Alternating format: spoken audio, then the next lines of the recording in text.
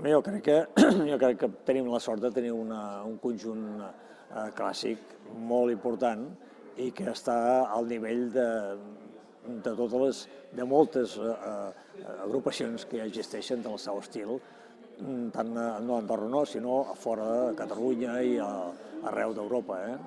Crec que està a dintre el nivell professional que pot aspirar un grup com és la ONCA.